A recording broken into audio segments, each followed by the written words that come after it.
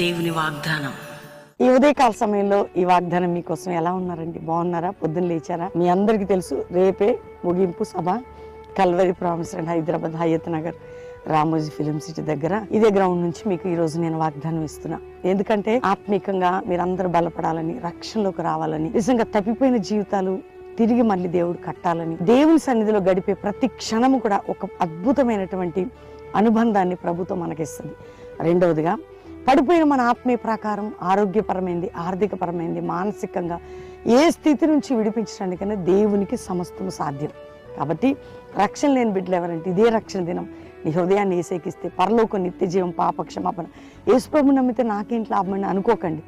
మనకి పరలోకం కావాలి, పాపక్షమాపణ కావాలి, నిత్య జీవం కావాలి, పరలోకం కావాలి, దేవుని సన్నిధికి వెళ్ళాలి.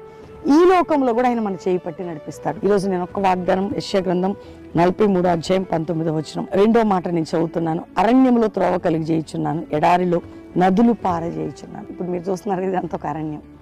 అరణ్యంలో త్రోవ. చూడండి, దేవుడట అరణ్యానికి అసలు దారి అనేది ఉండదు. అక్కడ హైవేలు వేయరు, రోడ్లు ఎవరు వేయరు, కానీ అది చిక్కబడి ఉంటుంది. కానీ దానిలో నుండి త్రోవ అంటే నీ జీవితంలో శ్రమలు, ఇరుకులు, ఇబ్బందులు కప్పబడిన దాంట్లో ఒక హైవే దేవుడు సిద్ధపరుస్తాడు. అది ఎవరు సిద్ధపరచరు. అరణ్యంలో త్రోవ అంటే మనం నడుస్తూ ఉంటే, జంతువులు నడుస్తూ ఉంటే త్రోవ. ఇదంతా అరణ్యం, ఇందులో ఒక త్రోవ. ఎడారిలో నదులు ఎందుకు ఉంటాయండి? ఏముండవు. అంటే దేవుడు ఏదైనా చెయ్యగలను అనేటువంటిది నీ కోసం ఆ మాట చెప్తున్నాడు, నీ కుటుంబం కోసం, నీ జీవితం కోసం. అంటే చాలామంది ఎట్లా చేస్తే పైకి వస్తాం, ఏం చేస్తే మన అప్పులు పోతాయి, ఏ బిజినెస్ చేస్తాం. మీరు ఒక్కటి విశ్వాసం ఉంచండి. నేను ఎప్పుడు కూడా ప్రతిదినం చెప్తుంటాను, నా కుటుంబంతో, నా స్టాఫ్తో, నా సంఘంతో ఎప్పుడు చెప్తుంటా, మీరు విశ్వసిస్తే దేవుడు అద్భుతం చేస్తాడని చెప్తా. కానీ వాళ్ళు ఏంటంటే ఏం చేస్తే ఎట్లయితుంది, స్పిరిచువల్గా, కుటుంబపరంగా, ఆరోగ్యపరంగా, మానవులంగా అది ఆలోచిస్తాం. కానీ అరణ్యంలో త్రోవ అంటే అది కప్పబడినటువంటి, చిక్కబడిన స్థలంలో ఒక మంచి త్రోవ ఉన్నదట. నీ శ్రమల్లో నుండే నీకు ఒక మార్గాన్ని, ఇరుకుల్లో నుంచే ఒక అద్భుతాన్ని దేవుడు సిద్ధపరుస్తున్నాడు. విశ్వసించిన నువ్వు దేవుడిని కొరకు చేయబోయే అద్భుతం చూడబోతున్నావు. విశ్వసించు, నీ కొరకు ఒక అద్భుతం జరగబోతుంది ఈరోజు వాగ్దానం. కాబట్టి ధైర్యం తెచ్చుకోండి, ప్రార్థన చేసుకోండి.